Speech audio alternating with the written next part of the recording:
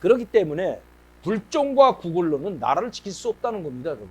지금 계속해서 마치도 이 군사통신선, 우리 남북 간 통신선 연결한 것을 무슨 정말 큰 핵무기나 포기한 것처럼, 자 이제부터 내일부터 핵무기 폐기하겠다고 선언한 것처럼 그냥 호들갑 떠는 이 청와대나 이 정부를 보면서 참 정말 웃지 못할 시국 같은 일이 벌어지고 있습니다.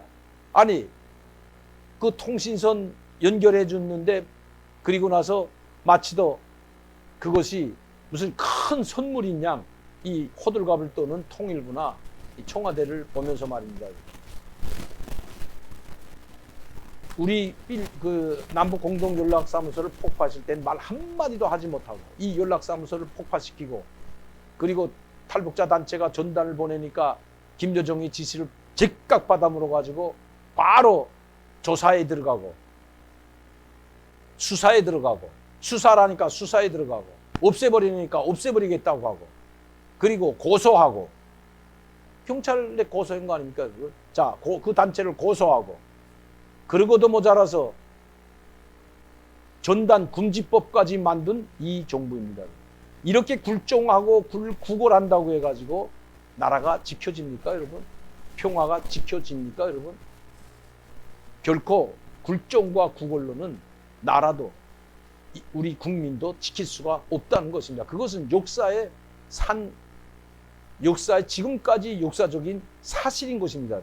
구걸과 굴종으로 나라 지켰다는 역사가 있으면 어떤 세계 역사나 우리나라 역사에 굴종과 구걸로 나라 지킨 적 있습니까? 굴종과 구걸 하다가 다 망했죠. 다 나라 뺏기고 침탈당하고.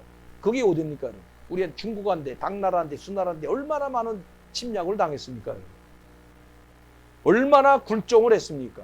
구걸도 하고요.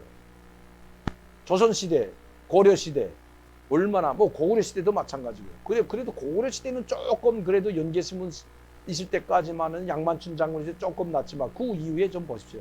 다 무너지고. 고려 때도 마찬가지고, 조선시대도 마찬가지고, 항상 중국에 가가지고 중전도 낙점을 받아야 되고, 세자 책봉도 가서 승인을 받아야 되고, 그렇게 굴종하고 거기다 조공을 바치고 했지만 항상 침략을 당한 것이 바로 그 역사가 말해주고 있다는 것입니다, 여러분. 세계 어떤 역사에도 구걸과 굴종으로 저는 평화를 지키고 나라를 지키고 국민을 지켰다는 그런 역사를 보지 못했다는 것입니다, 여러분. 그런데 지금 이 김정은에게는 왜 이렇게, 그리고 중국에는 왜 이렇게 굴종 자세, 구걸 자세를 취하는지 저는 그것이 전혀 알 수가 없습니다, 도대체. 이해할 수 없는 게 아니라 알 수가 없어요. 왜 이렇게 경제 10위권에 있는 나라가 이 북한에 얽매여서 그냥 그들은 그들대로 살라고 내버려 두고 국민들이 좀 굶어 죽고 식량난에 호독이면 그때 그들이 지원해 달라면 어느 정도의 쌀을 우리 농촌에 지금 우리가 쌀 지금 재고량이 많다고 하는데 그 재고량을 농민들 거 사가지고 좀 보내주는 건 저는 괜찮다고 생각합니다. 그것도 사정할 때 북한이 우리한테 쌀을 좀 지원해 달라고 사정하면 그때 보내주면 됩니다. 차관 형태로. 그런데 달라지도 않고 가지지도 않아갔다는데 왜 그렇게 이제는 식량 지원을 주저할 이유가 없다고. 아니 이인영 통일부 장관 식량이 자기 겁니까?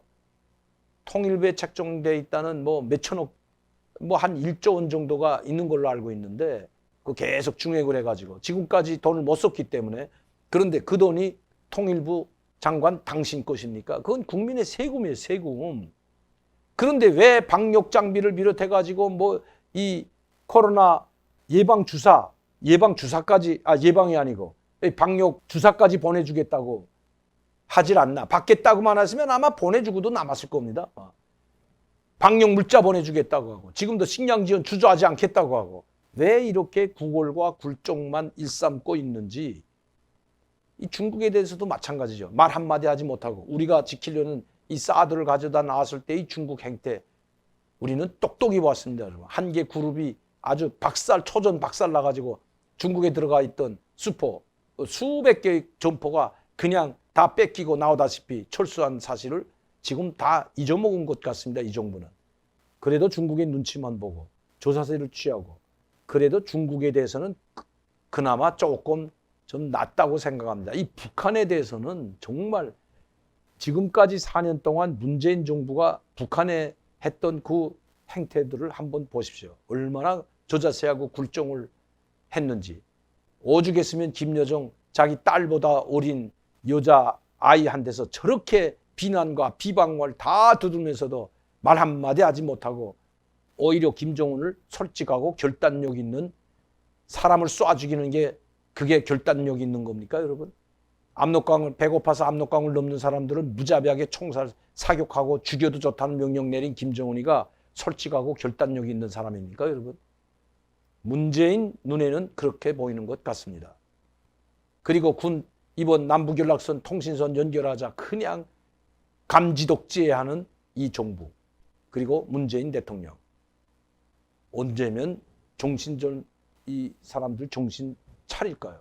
언제면 좀 정정당당한 경제 10위권 국가답게 대화를 하더라도 떳떳하고 당당하게 요구할 건 요구하면서 핵 문제에 대해서는 말 한마디도 하지 못하면서 나는 문재인 대통령이 최근에 와서 북한을 도와주자는 이야기, 뭐 김정은이가 솔직하다는 이야기 하면서 북한의 핵 문제 거론한 것 한 번도 보지 못했습니다.